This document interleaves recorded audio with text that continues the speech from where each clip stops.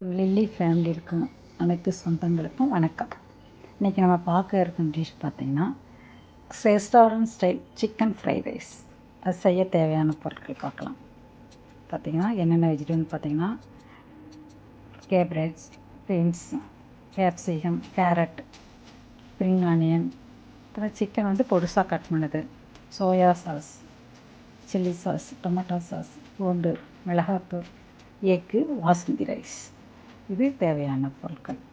இதை நம்ம வந்து பார்த்திங்கன்னா பாஸ்மதி ரைஸ் பார்த்திங்கன்னா 1 hour நல்லா ஊற வச்சு நல்லா இது வந்து பார்த்திங்கன்னா கொஞ்சம் வேகிறப்ப ஆயிலும் உப்பும் போட்டு நல்லா வடிச்சு எடுத்துட்டு அப்படியே பார்த்திங்கன்னா பொழு பொழுன்னு இருக்கும் பாருங்களா, ஒன்றோட ஒன்று அப்படியே தனித்தனியாக இருக்கும்.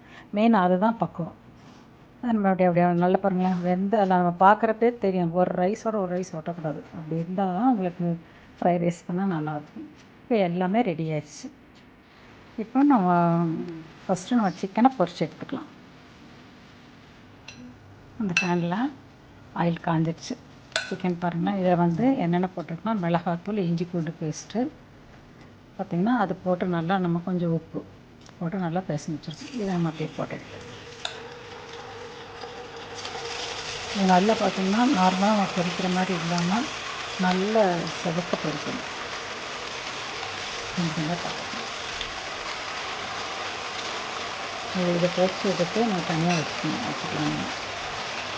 அதுக்கு ஒரு வெங்காயம் பாதி போட்டு எடுத்துக்கணும். எண்ணெய் நல்லா காஞ்சிருக்கணும். ஏன்னு கேட்டிங்கன்னா இது நல்லா பழம் நல்லா மொறு வேகணும். சும்மா நார்மல் கலரில் எடுக்கக்கூடாது, நல்லா ரோஸ்ட்டாக சாந்திருக்கணும் எடுக்கிறது.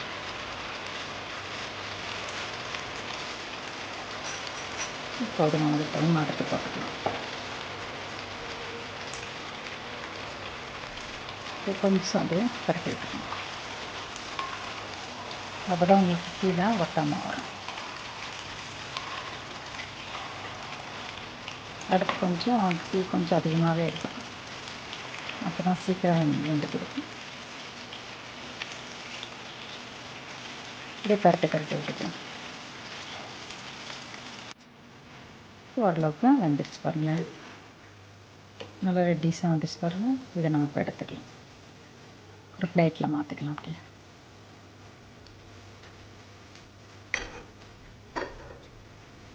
அதையும் எப்படி எடுத்துடலாம். பாருங்களேன், கலரே தெரியுது பாருங்களேன், நல்லா ஒரு ரெட் கலரில் இருக்கு பாருங்கள். இந்த அளவுக்கு வரணும். நம்ம சாதாரண ஒரு மாதிரி லைட் கலர் வந்து பார்த்திங்கன்னா ஒரு மாதிரி ரெட் கலர் வராமல் இருக்கிறப்பெல்லாம் சரியாக வேகலாம் எடுக்கும். இந்த அளவுக்கு கலர் வந்திருந்தால் தான் நல்லா உள்ளுக்குள்ளே வெந்திருக்கணும். இப்போ நம்ம எல்லாம் எடுத்துக்கலாம். எடுத்துருக்க சிக்கனை நம்ம போட்டு எடுத்துக்கிட்டோம். அதை எடுத்துக்கிட்டோம். இது என்ன செய்யணும், அப்படியே பிச்சு போட்டுறணும். பாருங்களேன், அது அந்த பீஸை வந்து 2 பிச்சு ஃபுல்லாகவே 2 நம்ம பிச்சு போட்டு எடுத்து வச்சுக்கணும். ரெடி ஆயிடுச்சு. இப்போ நம்ம ஒரு சட்டி வச்சுக்கலாம். ஃப்ரைட் ரைஸ் செய்கிறதுக்கு இந்த சட்டி இந்த அளவுக்கு வந்து ஒரு கொஞ்சம் அகலமான சட்டியை நம்ம எடுத்துக்கலாம். அதில் நம்ம தேவையான ஆயில் ஊற்றிக்கலாம். ஒரு 4 ஸ்பூன் ஊற்றிக்கலாம்.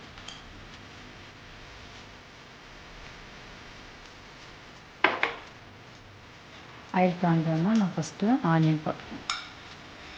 ஆனியன் பாருங்கள், கொஞ்சம் பெருசாக, ரொம்ப பொடுசாக இல்லாமல் கொஞ்சம் ஓரளவுக்கு கொஞ்சம் பெருசாக கட் பண்ணி வச்சுக்கணும். மீடியம் சைஸ் ஆனியன் போட்டு, ரொம்ப பெரிய ஆனியன் வேணால், மீடியம் சைஸ் இருந்தாலும் போதும் நமக்கு.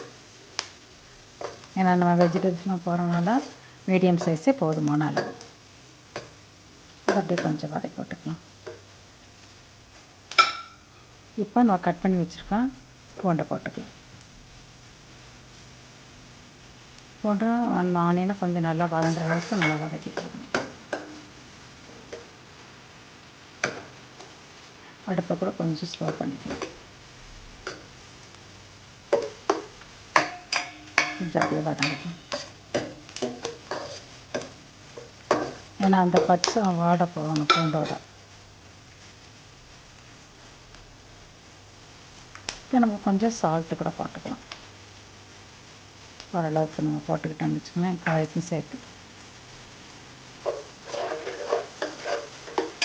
அப்படி பரட்டிக்கலாம். இப்போ நம்ம கட் பண்ணி வச்சுருக்கோம் பாருங்கள். கேரட் ஃபஸ்ட்டு போட்டுக்கலாம். ஏன்னா கேரட் கொஞ்சம் கெட்டியாக இருக்குமோ நல்லா கேரட்டை ஃபஸ்ட்டு நம்ம போட்டுக்கலாம். அது கொஞ்சம் வேகம் பாருங்கள், முன்னப்படி நம்ம அதை ஃபஸ்ட்டு போட்டுக்கிட்டோம்னா கொஞ்சம் வேகிறதுக்கு சரியாக இருக்கும். அப்படியே ஒரு வதப்பாதை விட்டுக்கலாம். இல்லை பாருங்கள், எல்லாமே காய்கறி வந்துடுது, எக்கி வந்துடுது, சிக்கன் வந்துடுது.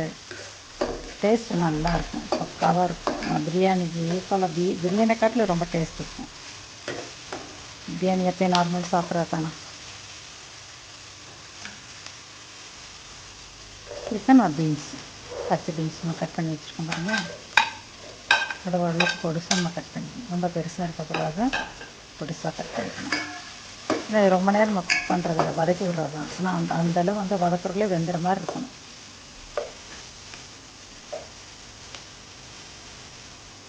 இது அப்படியே வதங்கட்டும். அப்படின்னு கொஞ்சம் பிசரில் கொஞ்சம் கிளட்டும்.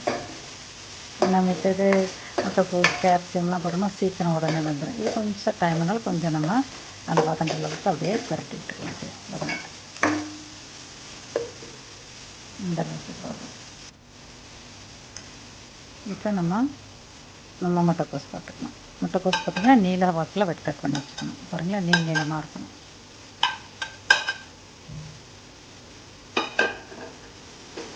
அதை அப்படியே ஒரு வதக்கிட்டுக்கலாம். அடுப்பு வந்து ரொம்ப சிம்மிலே இருக்கட்டும். ஏன்னா பார்த்திங்கன்னா மெதுவாக கொஞ்சம் தீ போதும், ஸ்லோவாகவே வதங்கினாலே போதும்.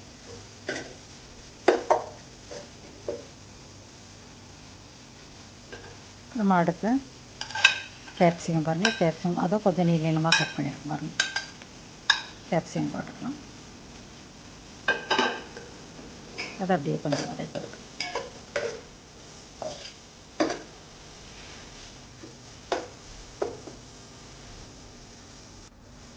இப்போ நம்ம வந்து பார்த்திங்கன்னா இது வதங்கி ஓரளவுக்கு நல்லா வதங்கி வந்துச்சுன்னா நம்ம சாஸ் இதில் சேர்த்துக்கலாம்.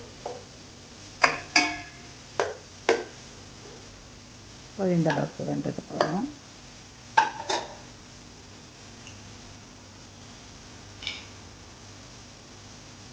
ஒரு ஸ்பூன் சோயா சாஸ்,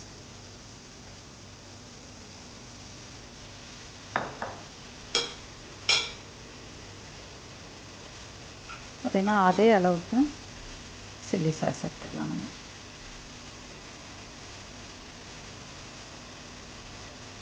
இது போதுமான அளவு. அதுக்கடுத்து டொமேட்டோ சாஸ், அது சின்ன ஸ்பூன் பாருங்கள், அதனால் 3 ஸ்பூன் போட்டுருக்கேன்.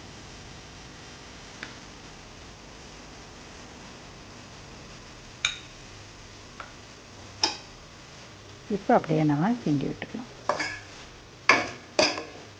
நல்லா வதங்கட்டும். அந்த சாஸோட அந்த காய் நல்லா வதங்கட்டும்.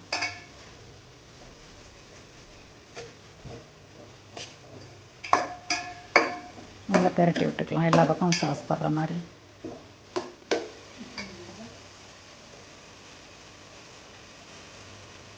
கொஞ்சம் மிளகாத்தூள் போட்டுக்கலாம் காரத்துக்கு. நம்ம ஆல்ரெடி சில்லி சாஸ் போட்டிருக்கோம், கொஞ்சம் காரத்துக்கும் கலருக்கும் நம்ம மிளகாத்தூள் போட்டுக்கிட்டோம்.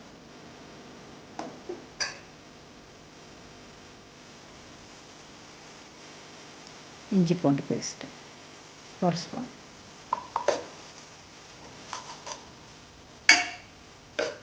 எந்த இதுவும் வந்து பார்த்திங்கன்னா நம்ம எதுவும் அஜினமோட்டோ எதுவுமே நம்ம சேர்க்கலாம்.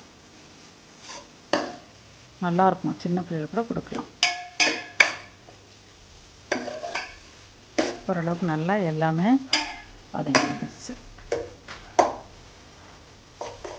இப்போ நம்ம இந்த எக் எடுத்து வச்சுருக்கோம் பாருங்களேன், அது கொஞ்சம் அதை ஒதுக்கி விட்டு அது நடுவில் நம்ம எக்கை உடச்சி ஊற்றிக்கலாம்.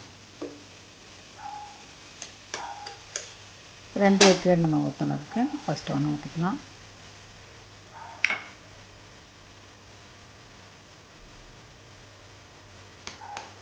இன்னொன்று வச்சுக்கலாம்.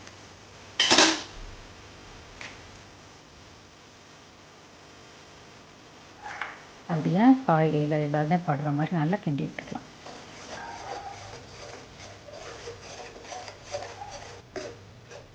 அப்படியே பாருங்கள், நல்லா அப்படியே ஒட்டாமல் நல்லா நம்ம கிண்டி விட்டுட்ருக்கோம். கொஞ்சம் அடி பிடிக்காத அளவுக்கு நல்லா சுத்தத்தை எல்லா பக்கமும் நம்ம பரட்டி விட்டுக்கணும்.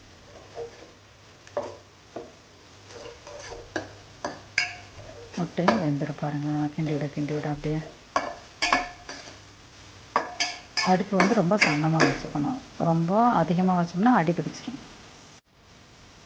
அது ஓரளவுக்கு எல்லாம் முட்டை வெந்துடுச்சு. இப்போ நம்ம வச்சு வச்சுருந்தா அந்த சிக்கன் அதை நம்ம போட்டு இதோட கிண்டி விட்டுக்கலாம். நல்லா பரட்டிட்டுக்கலாம். சிக்கனு இந்த வெஜிடபிள் எக் எல்லாம் எனக்கு மிக்ஸ் ஆகணும்.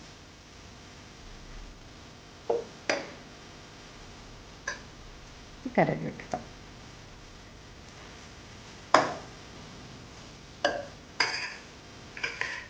இன்னும் கூட சுற்றுக்கு ரவுண்டு. இப்போ நான் பாருங்களேன், ரைஸ் பாருங்களேன் எந்த அளவுக்கு இருப்பாருங்க, உதிரியாக இருப்பாருங்களேன், அப்படி பொரி மாதிரி இருக்கு பாருங்களேன். இப்படி இருக்கணும்.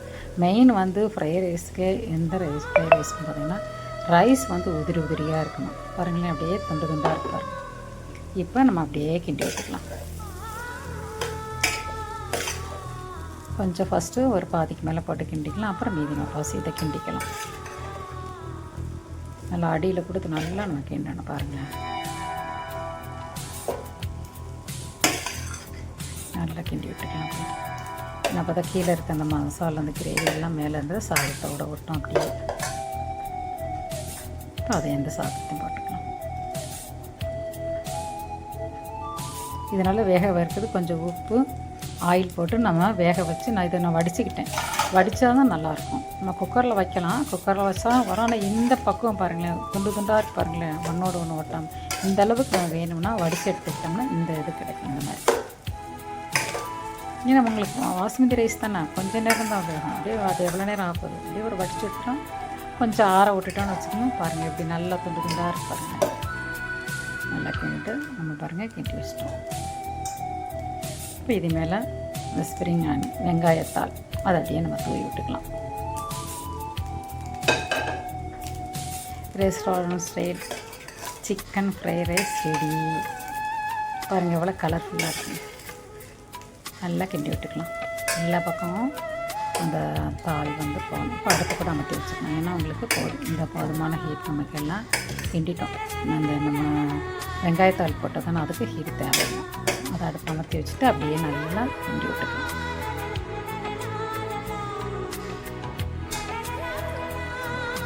சூப்பராக ரெடி ஆயிடுச்சு.